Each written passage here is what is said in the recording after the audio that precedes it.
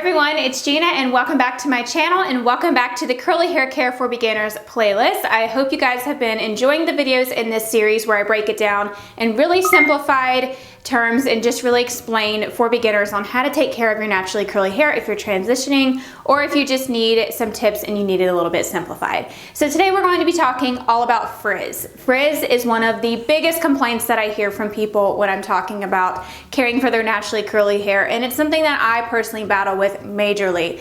I have fine curly hair, so that means I have a lot of frizz.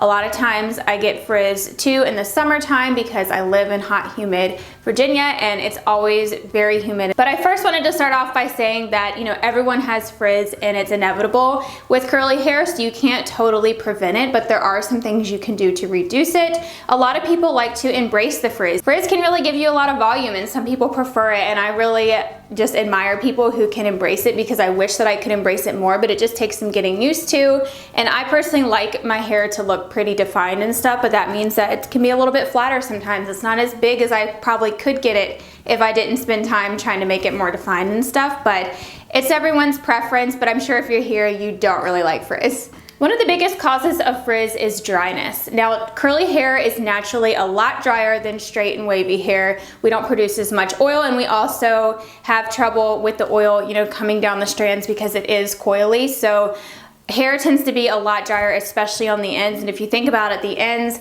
probably get the most damage from diffusing, or if you're still heat styling, which I have in a whole video on how to transition your hair. I definitely recommend stopping the heat styling. There's so many different things that we do that dry out our hair, and it's just naturally a lot drier anyway, so we have to take extra steps to make sure that it's very moisturized. A major cause of dryness can be from over shampooing or using a sulfate shampoo. I did a video on the Curly Girl method for beginners, and I break it down on how to avoid sulfate, silicones, and there's some other ingredients too, but those are the two main ones that you should avoid if you are trying to go to your natural hair texture, because sulfates strip the hair of its natural oils and therefore you need more moisture added back in. Sulfates are great for clarifying every once in a while if you want to remove product buildup, but I don't recommend shampooing with sulfates every single time that you wash your hair. And you don't want to wash your hair too often. That just contributes to the dryness even more. Some of you might be saying, well, I get an oily scalp or I sweat and stuff like that. I totally get that, especially in the summer. It is hard, but if you just try to stretch it longer for a couple of days and then go a little bit longer each time, you can train your hair to actually be less oily. If you're not drying your scalp out as much, then it's not going to produce as much oil. So if you have issues with oily scalp, I recommend trying things like dry shampoos or the Diva Fresh, which is a new product from Diva Curl that helps freshen up the scalp. I will link it for you down below. But there's some things that you can do, or you can wear your hair up in a bun, just lots of different things to try to prolong it a little bit longer, and over time you just get used to it. You just have to break that cycle, and it can be hard to get used to. But if you're finding good ways to refresh your hair and really playing around with styles, which I have videos on how to refresh your hair, you can try to stretch your washes longer in between. So one of the biggest ways to fix dryness is deep conditioning your hair once a week. I noticed such a difference in my hair when I was more religious about this. I used to just deep condition every once in a while, like once a month, and it's just not enough because our hair loses moisture so easily and it can be so dry that I like to deep condition every other time that I wash my hair. So I usually wash my hair on the weekends, and that's when I use a good clarifying shampoo to remove any product buildup, and then I apply my deep conditioner to get the most moisture as possible. The next one is a big one for me, and that is breakage and flyaways. I have a lot of breakage, and I think because I do have fine curly hair, so my strands are very small in diameter, and so they're easy to snap. Like, I can brush my hair and I can almost feel it snapping. It just comes out really easily. I have a lot of shedding and stuff, and my frizz, a lot of it is right at the root, and so that tells me that it is breaking off. And if you're noticing that when you're shedding, you're seeing strands that are like this long and some that are this long, that's where it's breaking off. So your hair needs protein, which I'll do a whole nother video on protein versus moisture and all that kind of stuff. But your hair needs a balance of both, and so if your hair is very weak and brittle from chemical damage or from heat damage, it's a lot more prone to breakage. I'm still kind of in that transitioning phase, so I've been maybe 2 years of trying to be really strict with the Curly Girl method. I haven't heat styled my hair in several years though, but I still see the damage from when I used to heat style it all the time. And when I was little, I used to wear my hair up in a really tight ponytail, slicked back, because I didn't know how to style my hair, and I think over time that led to a lot of breakage around my hairline.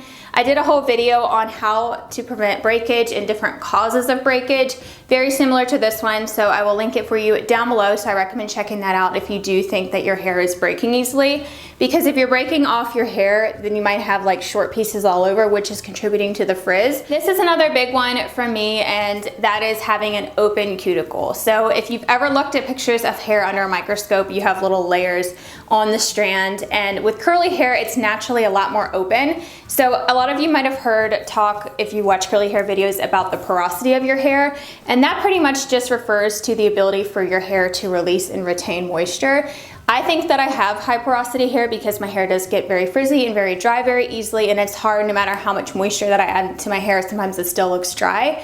And it also is really prone to getting frizzy when I step outside, so a lot of the products just sort of evaporate. And having that open cuticle is a lot of times caused by heat damage, chemical damage, over-processing your hair, if you've done a lot of heat styling in the past and stuff. So the biggest thing really to repair your hair cuticle and help smooth it down, other than cutting off your dead ends, is to add protein treatments. So one of my favorite deep conditioners with protein is the Diva Curl Deep Sea Repair. I believe there's one from Shea Moisture that might be a little bit cheaper. Those are great options. So anything that has protein listed on the ingredients, as long as it's silicone free, adding protein to your hair will deposit that on your hair and help make it stronger, because the cuticle layer is essentially a layer of protein. I'm not a stylist or a chemist, so I hope I have this right, but just with doing research, you need to add protein to your hair to help strengthen it and to help make that cuticle lay a little bit flatter and be a lot stronger instead of it being open and exposed to the elements. Another huge way to help repair your hair and smooth everything and just make it a lot healthier is using Olaplex treatments. I've done several videos on Olaplex in the past. A lot of my solutions to fixing damaged hair is always Olaplex because it does so well on my hair. I've done several different rounds of treatments and it's made a huge difference. But Olaplex is pretty much a bond multiplier, so it helps to repair broken disulfide bonds, I think it's called, if I have that word right. It says it reconnects broken disulfide sulfur bonds on the hair. Scientific terms, I know, but it pretty much helps repair the cuticle of your hair. And one thing that you want to keep in mind is you do want to shampoo your hair first if you have a lot of product buildup. That way it can actually penetrate the hair. That's something that I don't know if I mentioned in the previous videos, but I have videos on all about how to use it. It's like 20 or so bucks. I usually get mine from Sephora, or you can get it on Amazon. I'll put the link below, but it is definitely a game changer, especially if you have bleached hair.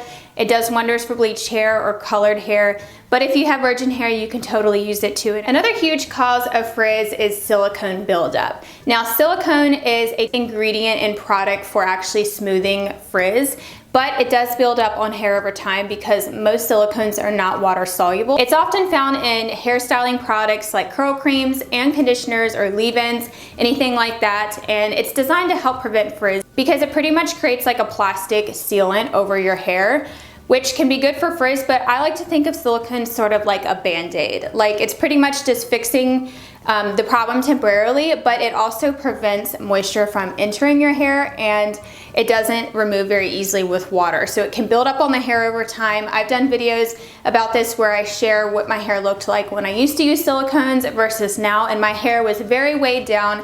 My curl texture was a lot looser. It pretty much looked like I just have waves, and it was a lot harder for my hair to actually shrink up and stuff. So if your hair has silicone buildup, then it's less likely to actually let moisture in. So if you're going to try deep conditioning for moisture and stuff, you're pretty much defeating the purpose because it's not able to actually soak in and absorb as much with having that silicone buildup. So for that, I would recommend clarifying your hair. You can do apple cider vinegar rinses. You can use a sulfate shampoo to remove it, but then afterwards, don't use silicones in your conditioners to add moisture back in, because then it's just a bad cycle. So I talk all about that in the video that I did on the curly girl method for beginners, and I explain why you should avoid those ingredients. Another cause of frizz is if you're not using styling products. You can't just simply shampoo and condition your hair and go with curly hair. I wish you totally could. And if your hair looks great, maybe you're able to do that, but most of us need styling products to help hold frizz. So I would recommend at least using a curl cream, because a curl cream usually helps to also smooth frizz and add moisture. If you're just using a leave-in conditioner and going, like, that's usually not enough hold. It's usually just adding moisture, but it's actually not giving you any hold. Or you might just be using a curl cream but not adding on another layer of a hold, like something like a gel or a mousse or anything like that. Those type of products are designed to actually give you more hold. My personal favorite is a gel. Another cause of frizz with styling products is not applying your hair products properly. I did a whole video in this series all about different hair product application methods, so I take you through different ways of actually how to apply curly hair products. So there's some ways that you can really maximize the hold of your products, whether that be if you're using a gel or a mousse. For example, you can apply your gels to pretty wet hair, that way it's kind of sealing it in that state, and then leaving a little bit of that crunch in there. That way throughout the day it kind of releases, and it's not too crunchy or anything, but that just helps prevent frizz with having that gel cast. So another cause of frizz is how you are drying your hair. There's obviously two ways to dry your hair. You can either diffuse with a hair dryer and the diffuser attachment, or you can air dry your hair. I personally find that I get a lot more frizz when I air dry for whatever reason. I think because I'm just kind of walking around with it when it's wet and it's exposed to the elements and stuff and wind and whatever, so I find that I get a lot more frizz. So when I diffuse, I have a lot less frizz and I'm able to control, you know, how my hair dries when I'm using a diffuser.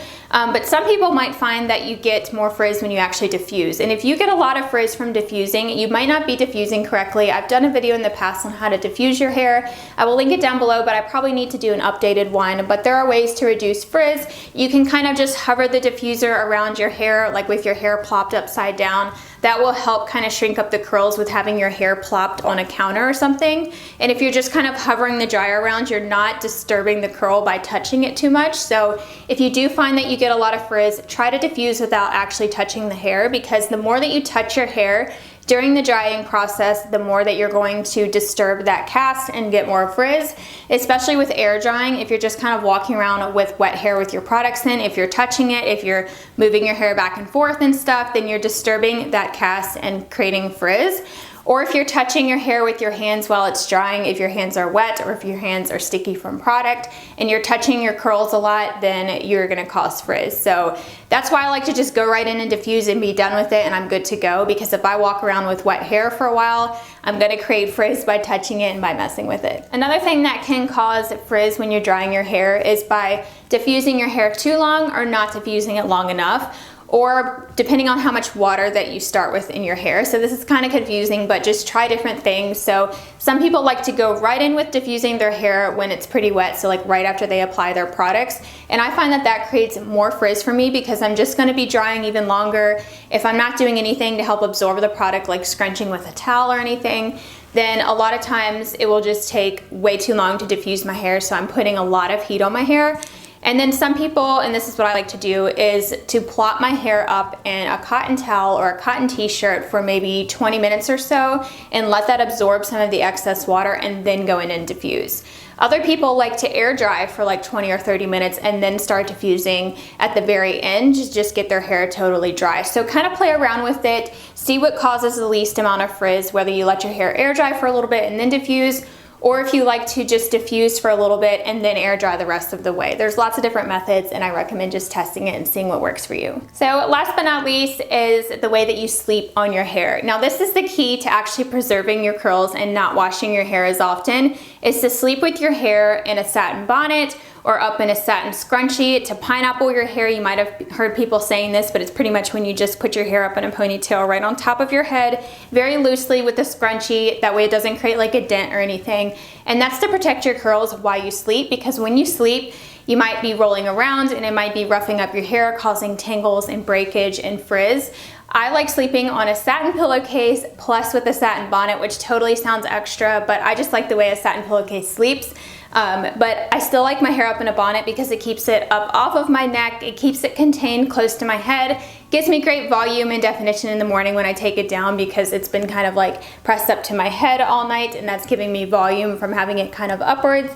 I have tried sleeping with my hair just up in a pineapple and then on a satin pillowcase, but because my hair is short, it can be kind of hard to keep it up in the pineapple, so it ends up falling down. And sometimes there's still friction with the pillowcase underneath, so I prefer to just have it up and out of the way, and I know that I'm not gonna get tangles. So that is all of the tips and the reasons that I had for frizz. If you have other things that you have found that have caused frizz in your hair that you would like to share, please leave them in the comments down below for everyone else to see. And any tips that you have on how to prevent frizz and some of your favorite ways to prevent it, definitely let us know in the comments so we can all I'll read them. And please remember that all curly hair has frizz. It's really inevitable, and just try to rock it as much as possible. And know that you can always reach out to me. You can DM me on Instagram or in the comments below if you need some help with choosing products or any recommendations or any struggles that you have with your hair. Leave them down below or shoot me a DM and I will try my best to help you out. Oh, and if you have any requests for more videos in this series, leave those below as well, because I'm planning out the next few videos as part of this curly hair care for beginners playlist. A lot of you really enjoyed the last one that I posted, all about how to make your hair curlier.